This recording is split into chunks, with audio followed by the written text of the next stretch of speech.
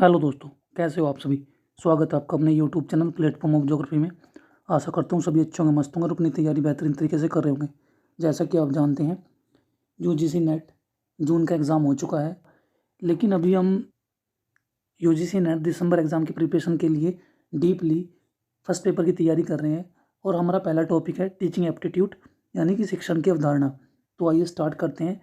जिन बच्चों को लगता है कि उनका सिलेक्शन हो सकता है, वो क्लासेस ज्वाइन कर सकते हैं, एक तरह से अपनी नॉलेज को बढ़ाने के लिए।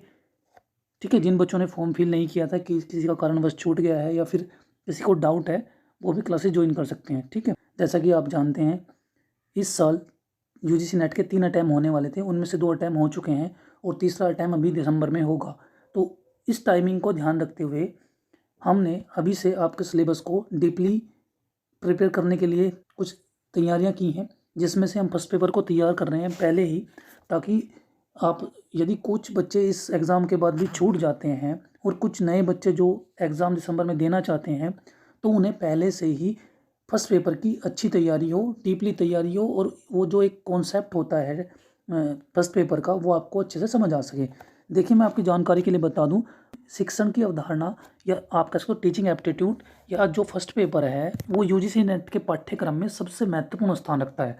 क्योंकि यूजीसी नेट चाहता है कि वो आपको एक अच्छा और सुव्यवस्थित, एक क्रमबद्ध, जिसका माइंड हो, वो एक टीचर आपको बना दे, ताकि आप जब जैसे ही कॉलेज पहुंचो, बच्चे के सामने पहुंचो, तो आपका जो एक्सप्रेशन या आपका जो एक्सप्लेनेशन होगा बच्चे के सामने, वो इतना सटीक और सुदृढ़ हो, ताकि बच्चा आपको सुने और समझे, और आपकी जो व्याख्या होगी करने की, जो आप वहाँ एक्सप्लेनेशन दे रहे होंगे, उसके अतिरिक्त उस बच्चे को कोई भी चीज़ ध्यान ना रहे। ठीक है, तो आइए स्टार्ट करते हैं, देखते हैं आज की क्लास। देखिए, मैं आपको बता दूं, शिक्षण की अवधारणा में सबसे प्रभावी उद्देश्य क्या होता है। लर्निंग, यानी कि अधिगम। अधिगम बच्चे को हिंदी में समझ नहीं आता कि अधिगम क्या होता है। अधिगम का मतलब ही लर्निंग होता है, यानी कि सीखना, समझना, जो भी आप अपनी भाषा में रखना चाहो, अधिगम का मतलब। ठीक है, ये ऐसे कीवर्ड्स हैं इसमें फर्स्ट पेपर में, जो बच्चे को वर्ड समझ नहीं आते, इन शब्दों का मीनिंग आप साइड बाय साइड की कॉपी में लिख लीजिएगा। ठीक है, और यूजीसी नेट अपने पाठ्यक्रम में इस चीज़ को डालने से क्या चाहता है, कि जो टीचर एक बनना चाहता है, वो अपने आप को ऐसा प्रभावी बनाए, ताकि जो वो सिखाना चाहता है, समझाना चाहता है बच्चे को, वो इतने अच्छे से एक्सप्रेस करे कि कोऑर्डिनेशन बच्चे और टीचर में एक प्रभावी बन सके। यानी कि आप कह सकते हो कि एक कोऑर्डिनेशन ऐसा बने कि बच्चा और टीचर दोनों ही संतुष्ट हो सकें। ठीक है, चलिए आगे चलते हैं।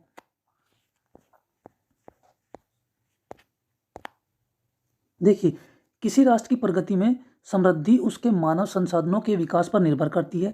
इसके लिए हम अत्यधिक सक्षम शिक्षकों की आवश्यकता है। शिक्षण योग्यता उन सभी उम्मीदवारों का मूल्यांकन करने के बारे में है, जो अपने ज्ञान और कौशल के आधार पर शिक्षण पेशे में प्रवेश करना चाहते हैं।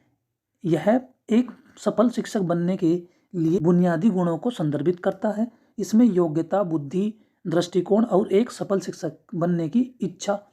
ये देखिए, मैं आपसे फिर कह रहा हूँ कि जो यूजीसी नेट है, वो क्या चाहता है, वो चाहता है कि जो एक राष्ट्र होगा, उसकी समृद्धि में सबसे पहले कौन योगदान देगा। ठीक है, मानव, है ना। और मानव भी क्या है, मानव भी एक संसाधन है। ठीक है, देखिए, आपने कहीं पढ़ा होगा कि संसाधन होते नहीं हैं, बनाए जाते हैं। ठीक है, तो ठीक उसी प्रकार एक मानव जो है, उसे किस तरह से उसका प्रयोग करना है। देखिए, एक मानव है, क्या करता है, किसी कंपनी में एक आप कह सकते हो कि जो मशीन चल रही है, उसका कार्य कर रहा है। दूसरा मानव, उससे जो प्रोडक्ट बन रहा है, उसकी पैकिंग कर रहा है। तीसरा मानव, जो पैकिंग है उसको रीलोड कर रहा है। ठीक है, तो मानव को अलग तरह से साधन में कन्वर्ट किया किसने, एक मानव ने ही।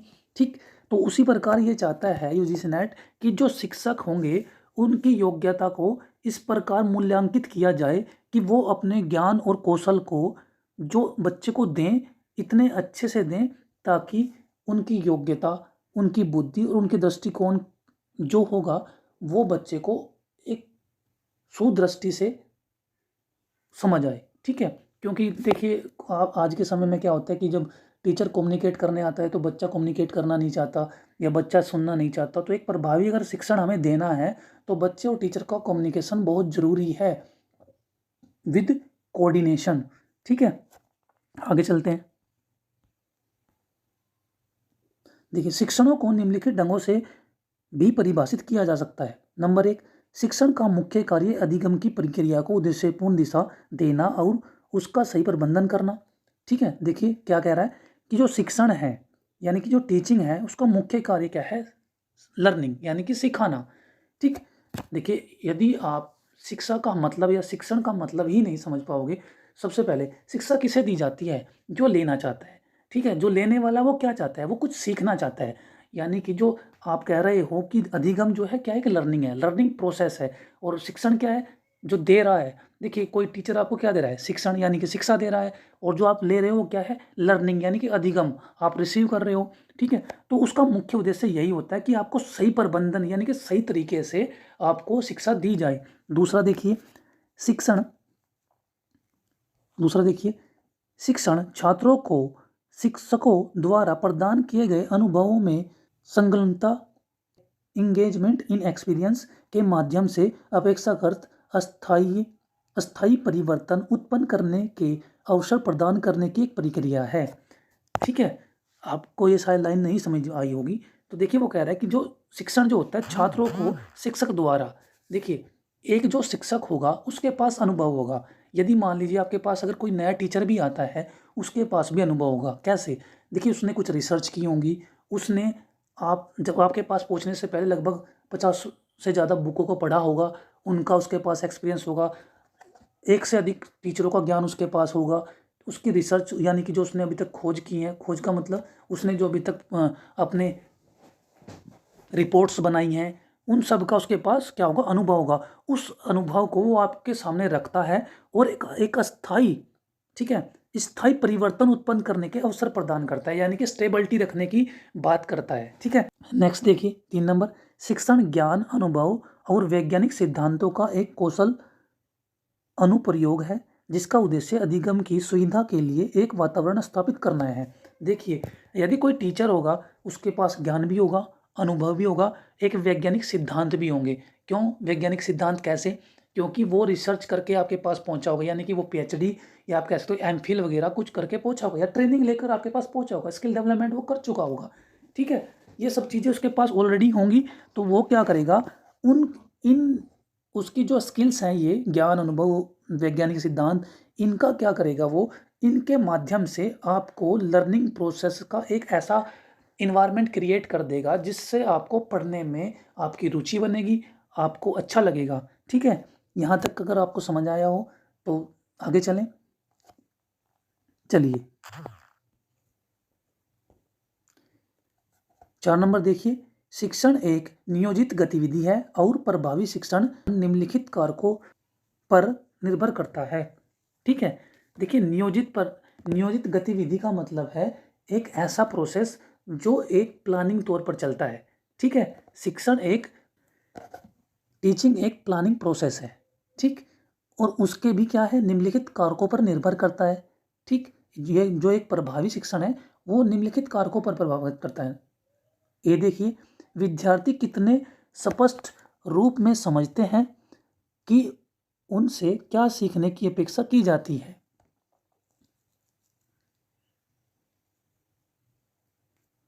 देखिए यदि विद्यार्थी एक जो सीखना चाहता है उसका स्पष्टीकरण हो जाए तो टीचर को समझाने में आसानी रहती है। सेकंड देखिए, उनके अधिगम की प्रक्रिया कितनी सटीकता से मापन किया जा सकता है। देखिए जो उनके जो लर्निंग प्रोसेस है उसकी जो प्रक्रिया है उसको जो एक टीचर माप सकता है, ये समझ सकता है, कितनी सटीक तरीके से उसे देख सकता है। देखिए इसके लिए एक नियोजित प्रणाली होगी, यानी कि प्लानिंग प्री प्लान करना होता है। आपको टेस्ट लिया जाता है, आपका मूल्यांकन किया जाता है, आपसे मौखिक टेस्ट लिए जाते हैं। ठीक है, आपसे जीडी कराई जाती है, जीडी यानी कि ग्रुप डिस्कशन कराया जाता है।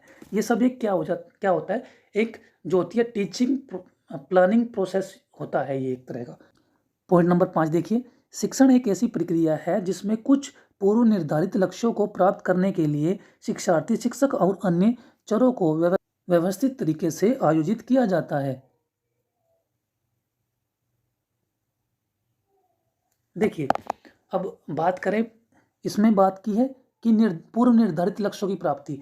अब मान लीजिए आपने ट्वेल्थ किया, ट्वेल्थ करने के बाद आपने क्या किया, आपने सोचा कि मुझे बीएड करना है, एक बच्चे ने सोचा कि मुझे क्या करना है, बीए करना है, दूसरे ने सोचा मुझे बीएससी करना है, कुछ बच्चे सोचते हैं कि मुझे कंपटीशन एग्जाम की तैयारी करनी है। यानी कि उन बच्चों ने एक लक्ष्य निर्धारित कर लिया है कि हमें इस फील्ड की ओर बढ़ना है। ठीक है, यही 5 नंबर का पॉइंट आपको यही कह रहा है कि आप पहले लक्ष्यों को निर्धारित कर लेते हैं। यही यदि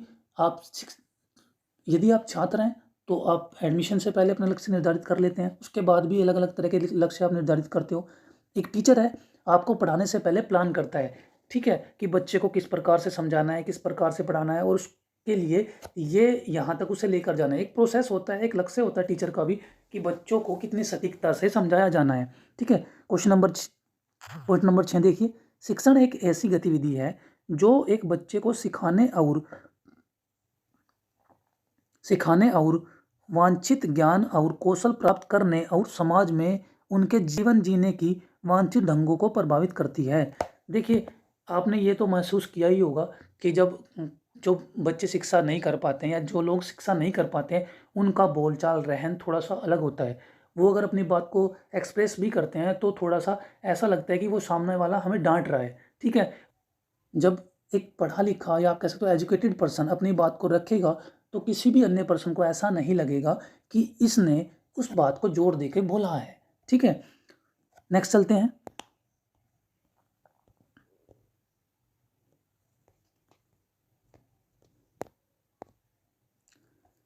शिक्षण की प्रकृति और विशेषताएं, नेचर एंड करेक्टरिस्टिक ऑफ शिक्षण की प्रकृति और विशेषताएं।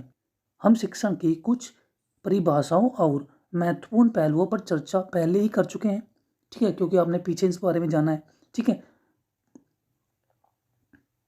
लेकिन अब भी हम इस विषय में आपको कुछ पॉइंट्स के बारे में करते हैं। देखिए, पॉइंट्स नंबर 1 देखिए, शिक्षण मूलतः एक बौद्धिक गतिविधि है। यानी कि देखिए, यदि शिक्षा चल रही है तो आपकी सारी बुद्धि से है। शिक्षण जो है मूलतः एक बौद्धिक गतिविधि है। सेकंड देखिए, शिक्षण के 2 मूलभूत प्रतिरूप टीचिंग मॉडल है, प्रशिक्षक केंद्रित एवं शिक्षार्थी केंद्रित। तीसरा देखिए, शिक्षण के विभिन्न स्तर हैं, बिल्कुल स्तर हैं, वो हम आगे जानेंगे। 4 देखिए, शिक्षण पाठ्यचर्या एवं पाठ्यक्रम के अनुसार होता है, बिल्कुल होता है। देखिए, शिक्षण पाठ्यचर्या पढ़ाना और पाठ्यक्रम यानी कि सिलेबस, ये दोनों आपके इन दोनों के अनुसार आपको पढ़ाया जाता है।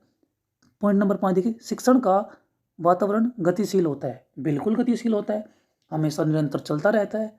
ठीक है, प्रोसेसिंग है। ठीक है, नेक्स्ट चलते हैं।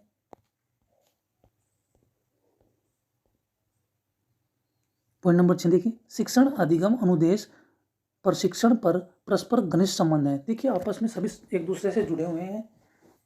देखिए, शिक्षण, अधिगम, अनुदेश और आप कह सकते हो प्रशिक्षण एक दूसरे से सब जुड़े हुए हैं, जिसमें टीचिंग, लर्निंग, आप कह सकते हो स्किल और ट्रेनिंग, ये सब एक दूसरे से जुड़े हुए हैं। पॉइंट्स नंबर 7 देखिए, शिक्षण एक सह व्यवसाय या वृत्ति प्रोफेशन है।